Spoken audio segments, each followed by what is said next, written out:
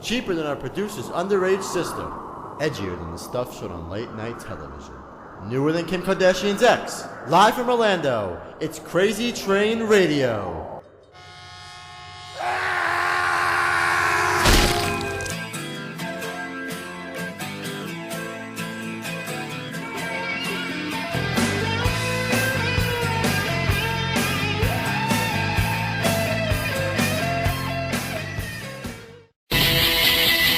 How do you like me now?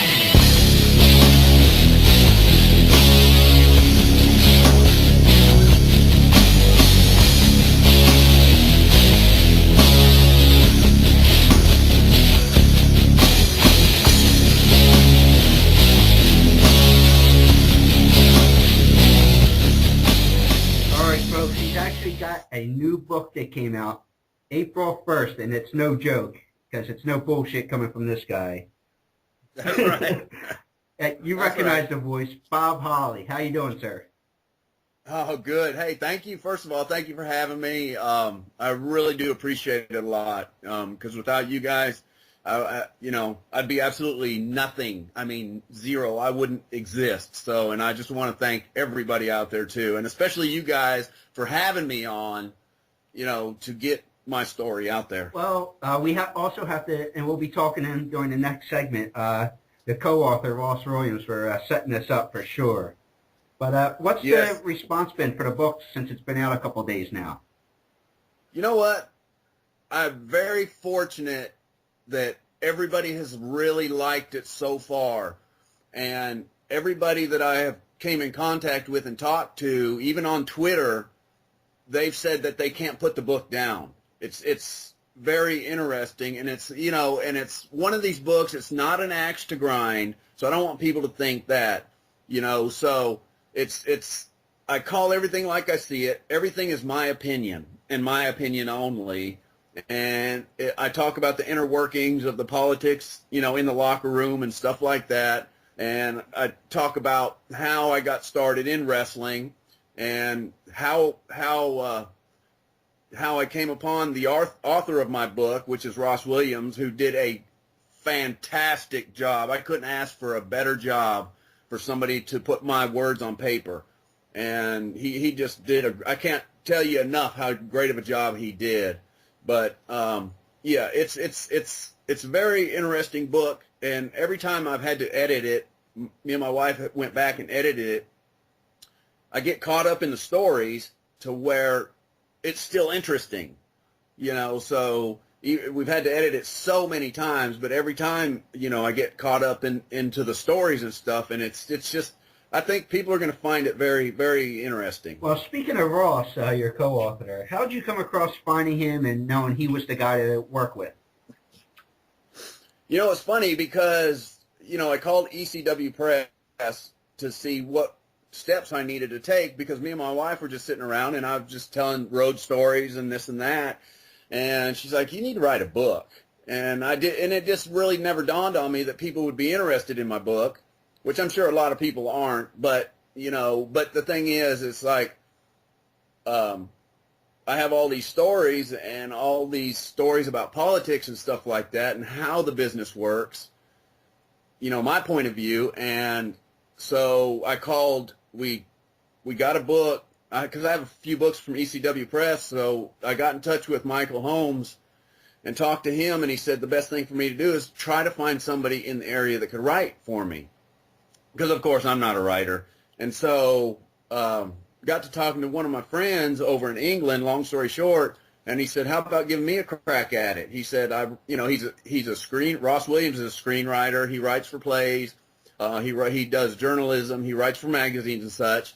And I thought, you know what? Sure, why not? So I got back in contact with Michael Holmes, and he said, tell you what, have him send us a little transcript of what he's going to write, a proposal, so to speak. And so Ross wrote up, and in fact, what he sent Michael Holmes was the very first story in there of Ross Williams wrestling me.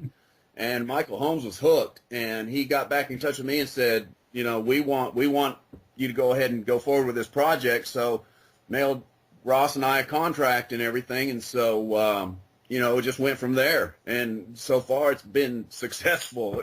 ECW Press is really happy with it. Really, really happy. But have you heard from any fans or anybody non-business side of things say anything to you about the book so far?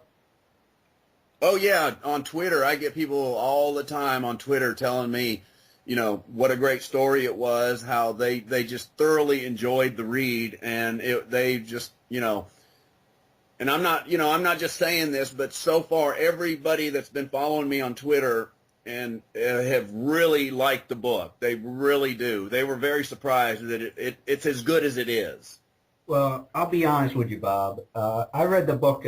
I saw it in stores, as I was telling you off air, probably about a week or two before it came out publicly on the first air. And you're right. It was one of those books you couldn't put down. And I do read a lot of books and a lot of wrestling, just different genres of things. And especially with wrestling, you notice a lot of guys or gals try to talk about their career in, I guess, the best way for them, where your book seems to be, hey, this was what it was, whether you agree with your opinion or not. You seem to be a little more honest than most are. Right, and the way I looked at it, too, I didn't become world champion, but you know what? That's what I wanted to be, but I never got to be, and I'm okay with that, as I talk about in my book. It was just never meant to be. I can't complain. I have no complaints whatsoever, because I didn't get where I wanted to get, but I'm okay with that, and it is what it is. And, and the thing is with Ross writing this book too, most people that write for other wrestlers, they don't know that they've never been in the ring before. They don't know the business side of wrestling. Ross, he's wrestled before. He's been in the business, so it helps a lot when you have somebody writing that knows the business, in a sense. So, but yeah, it was great. I'm so glad you liked it. I was really worried there for a second. I was like, oh gosh, I hope he likes it, because I worry about that stuff, but I'm just thankful that you liked it, and I really appreciate that. Well, as you mentioned about not being a world champion every day, yes, the business is a work, and people can say what they want about the wrestling business.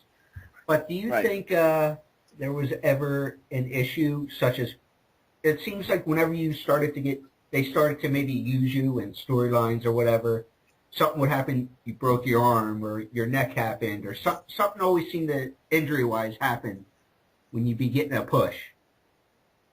Yeah. Well, yeah, and see, the thing is it's not that I was injury prone. It was other people, things going wrong in the match where I end up getting hurt, which is nobody's fault. It's just something that happened.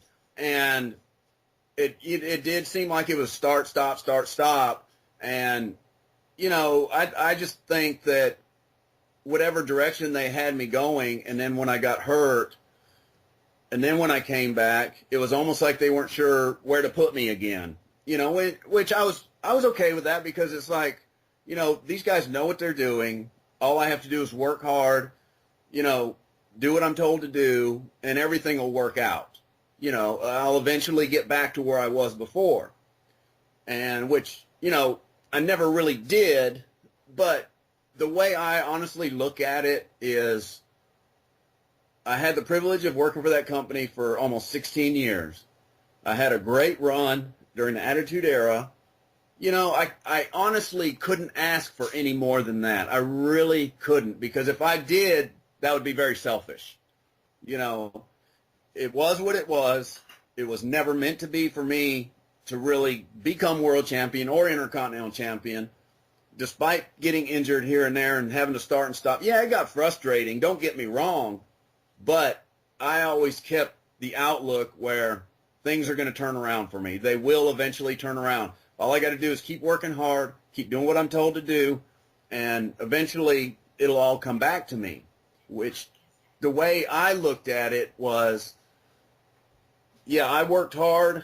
I have no, I can hold my head up high about that I did work hard, and I didn't kiss anybody's ass to get where I was. That's one thing I didn't do. I wasn't about to bow down and kiss anybody's ass, but the way I look at it, I must have done something right to be with that company for as long as I did. And I think it attributes to my hard work, that I put in every single night, So I just, I have no complaints about anything, about The way you were handled. where I was. Yeah. Well, Yeah. the two injuries, if we can mention that really stand out that they could have built something on when you came back was, well, the first one they did a little bit. When you got the lacerated back there with working with RVD, that they tried to use you as a face for a little while there, which really, as far as the fans are concerned, showed a lot of respect. They did. They really did. And see, I was supposed, I'm a heel, and then what happened was because they cheered me that night out of respect of working hard and putting on a good show for the fans, they decided to turn me babyface, which was a bad move. And they realized that. Just because they cheered me at the end of a match because of, working hard doesn't mean they should turn somebody babyface right away. And they realize that too. So I think that kind of hurt my character a little bit in that sense. But, sometimes you don't question what they do and why. You just go along with it and try to help them with ideas along the way. Well, with that cut there that you got when you guys went through the table there, did you realize you were cut right away, or how bad, or did you realize what was going on until somebody told you? Yeah, I honestly didn't know. I just thought when we went through the table, it just felt like somebody, it felt like I had a sunburn and somebody slapped me on my back. Yeah. That's just what it felt like. I was like, man, it just stung a little bit. And we were and it was live, of course. We were during commercial break because that was the cue to go to commercial when we went through the table. And so the referee jumped out of the ring and said, you guys start rolling around because we're fixing to come back live in about a minute and a half. So I rolled over to all fours and kind of propped up a little bit, and I saw a big puddle of blood like somebody had been shot. And I was like, where in the hell did that come from? And I looked down, and I saw all this blood running down my side, and I was like, are you freaking kidding me? And so the doctor and the trainer came running to the ringside, and they wanted to look at it because Vince wanted them to look at it because they knew how bad it was, and I didn't think it was that bad. I was like, shit, I'm still walking. I can wrestle. I can still go. Yeah. It's just like when I broke my arm, I still finished the match. So, I'm still walking, so why not finish? So I got up on the apron, and the doctor and the trainer said, Vince wants us to look at it. Come here and let it. I said, no. I said, get the F away from me. I'm going to finish this match. So I rolled back in the ring, and when I was on all fours, I just caught out of the side of my eye. I looked up at the Titantron, and the camera was right on that cut. And I was like, oh, my God, that is not good. And that's when I realized it was bad. Oh. So, but, I thought, you know what? I'm still breathing. I still got both legs underneath me. I'm going to finish this match because I have a job to do, and that's to get Rob over. And so that's why I kept going. Stuff like that I think definitely, at least in the back, earned you that respect amongst the boys. Yeah, it did. I mean, honestly, I think I had the people's respect before. At least I want to think that. But, because I've always worked hard for everybody despite, no matter what. But I think that really put me over the top as far as, people respecting my work and stuff like that. I think so. Some people that the haters are going to disagree with me, and that's okay because they hate me. And apparently I did something right if I can get people to hate me. So. Hey, you were doing your job, earning your paycheck, so.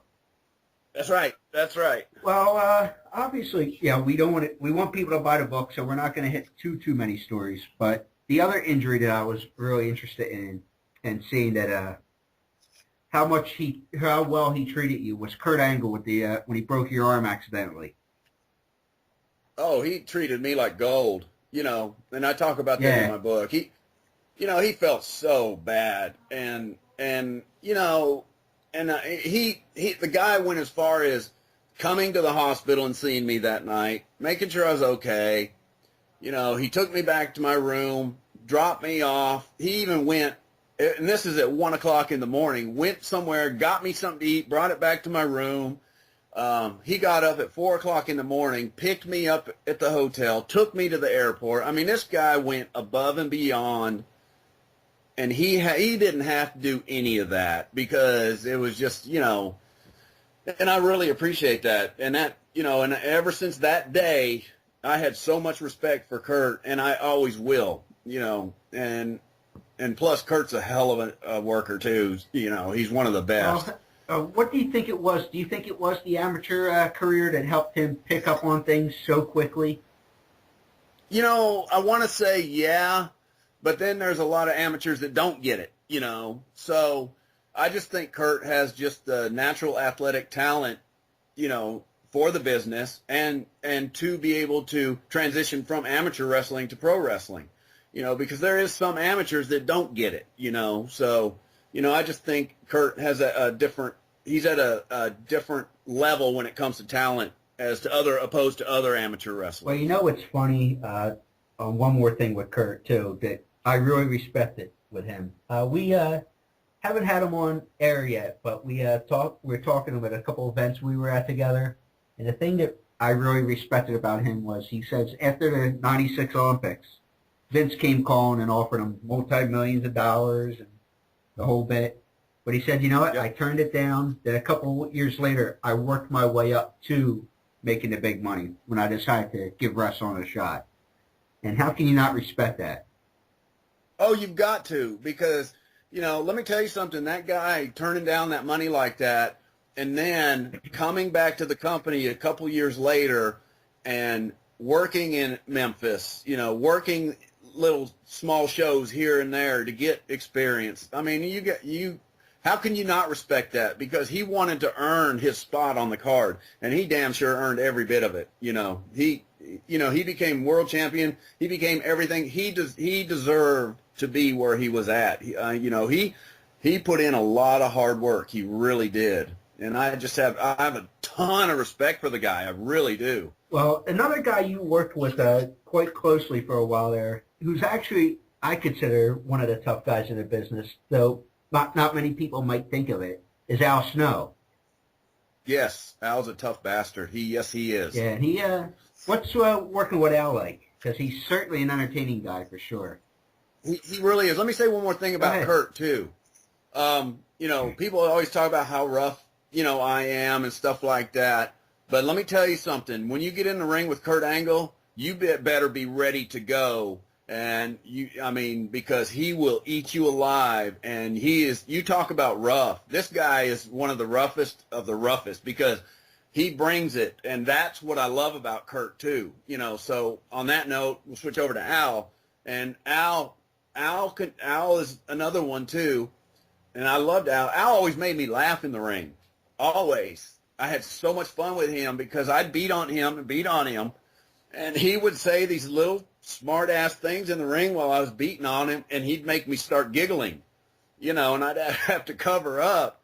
But Al, he would, if I brought it to Al, which Al knew I would, Al always brought it back to me, so he knew that I liked it like that, So Al's one of them kind of guys where if you work pretty easy with him, he'll work easy with you. He just makes me laugh. And but if you work rough with him, if he knows your style, he's going to work rough back with you. Which that's the way it should be. But he's got a great mind for the business too. He's another one that I just think that they kind of dropped the ball on because I think they could have done a lot more with Al. I really, really do. But he seems a lot, knowing Al a little bit, seems a lot like you. He knows the game. He didn't kiss anybody's ass and just did what he was asked. Right, he did. Yeah, and that's the thing about it. He didn't suck up to nobody, and I respect people like that, and it's like these guys that, there's so many guys that I'd sit there and listen to in catering or in the locker room and say that certain things about a certain person here and there, and then when they'd see them, they'd walk right up to them, hey, buddy, how you doing? It's good to see, blah, blah. And I just would make me sick to my stomach. Here you are just talking about this person, what a backstabbing SOB he is, and then you're walking up to him sucking his ass, and that drove me nuts. And it's like, I don't know. And I've got a really good friend that is like that. I love him to death. I'm not going to mention his name, but you know, he's one of the worst offenders like that. But you know, it is what it is. And if that's your forte to suck people's ass to get where you want to get, fine. But that's just not my style. I want to get to the top, you know, by hard work. I want talent, you know, to speak for itself. That's for sure. You know, that's just the way I am. I mean, it may be the wrong way to look at things, but I just, you know, that's just the way I look at it. You know, I don't know. And see, money's not everything to me. You know, yeah, being world champion comes along with making a ton of money. And to me, I'm not going to suck somebody's ass just so I can become something, just so I can make millions of dollars. That's just not my style. Well, you know what's funny with Al, and I believe it was Mick Foley that I heard tell the story talking to him one night, was, and it included you. You got, I believe it was you, Foley, Al, and I believe it might have been Sid involved in a car ride with you doing an impression of Elvis. Oh, that was me, and that was me, Mick, and Al. Yeah, Sid wasn't with us. He wasn't there at the time. Yeah, I remember that. We were in Austin, Texas. Yes, I remember that. Yeah, no, actually, it wasn't Austin, Texas. I think we were. Oh hell, where was that? It was in October, and that's when Mick put in some Christmas music in October. And I'm like, I love Christmas music, don't get me wrong, but there's a time for Christmas music. Yeah. And we hadn't even got through Halloween yet, and he's putting Christmas music in. You know, and so I said, what the hell are you? I said, no, we're not going to listen to Christmas music.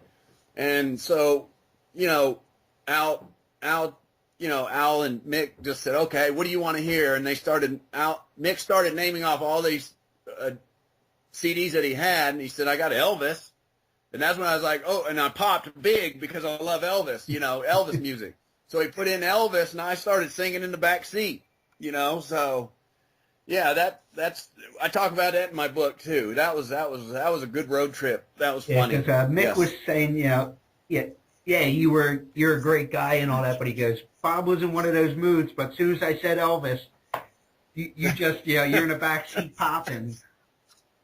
Yes. Oh, I popped huge when he put in Elvis. That was awesome. That was awesome. He was saying he would look in the mirror and you'd be trying to curl your lip and on the back and singing, and you were just yeah. You were a kid in Christmas, that's for sure. Yes, yeah. I might have done a terrible impression of Elvis, but you know what? I didn't care. Yeah, he said your mood just changed 180 degrees. It was oh yeah. It was just one of the funniest things he's ever seen.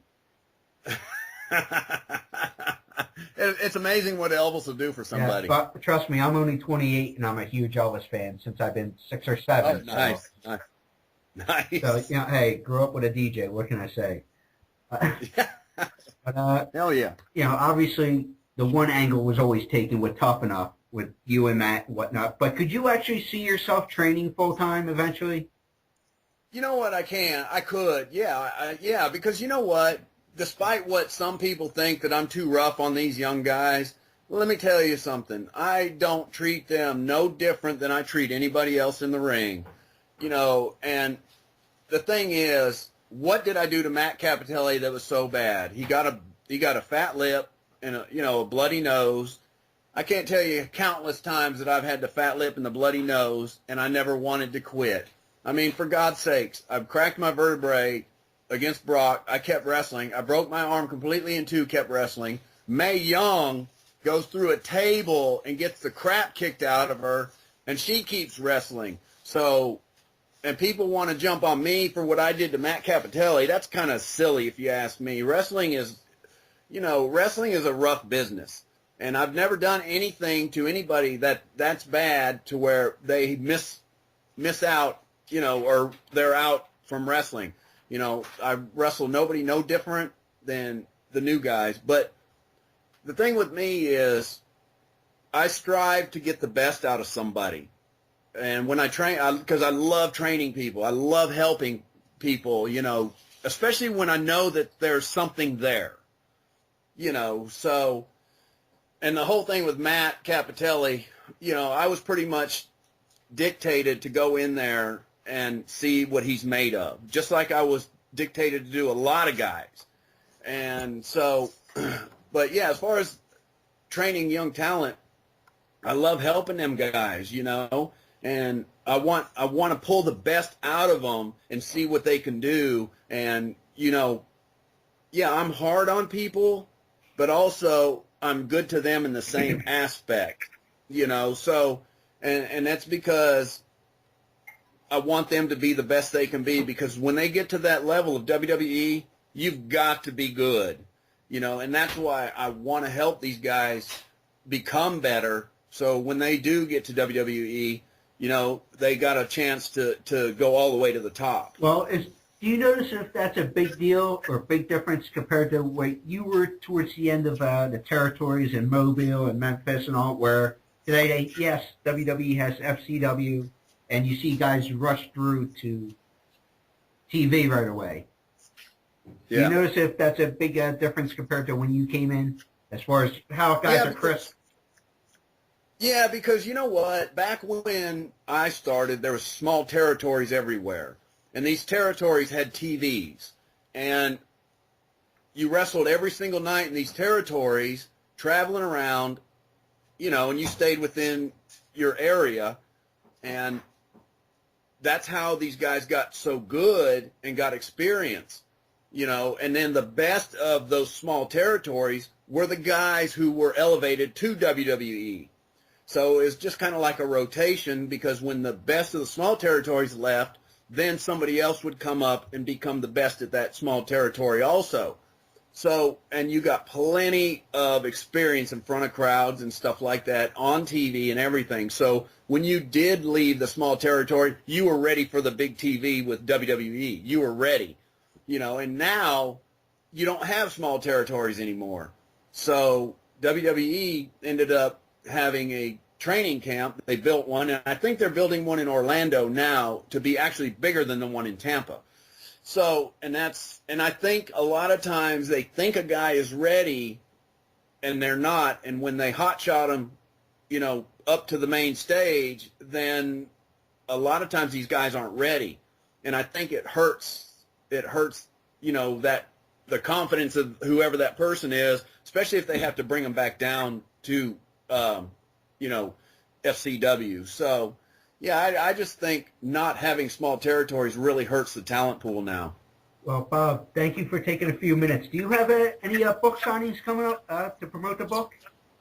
We're working on some right now, and when I do have anything come, I've just did one in Iowa, and I've got another one coming up. We don't have the dates yet, but as soon as I get dates and stuff like that, I'm gonna put that out. I've got one in England coming up in November, and also in November I go to Australia. I've got one there coming up too. So as soon as I get more information on, and to lock these down, I'll pass everything on Twitter and out on the internet and stuff like that, so people can, come see me and get an autograph or a picture or whatever. But yeah, I just and people can follow me on Twitter at the Bob Holly. And can I tell you something real quick too? On Twitter. Okay. Well, I hate keeping him waiting. Hell with him. He can wait. He's the man, though. But on Twitter, one thing I try to do, and I do my best, I try to talk to everybody, because I notice, and I know how it feels, because I've tried to talk to people in racing and stuff like that, and they just won't answer you back, or just, let you just, say anything to let you know that they got their message or whatever. But I tweet everybody that tweets me, so I may not get to it right when they tweet me. So, but I do tweet everybody that tweets me. And, if I miss somebody, I'm sorry, but I do get to everybody the best that I can. And that's one thing that I've been praised for on Twitter, is I talk back to my fans, so, and to me, that's very important, because why do you have Twitter if you're not going to talk to anybody on there, so, and that's what I try to do. That's the least I can do to give back to everybody, So I just wanted to throw that out there, so if you follow me on Twitter, I will talk to you. Nice. Bob Holly, thanks a lot.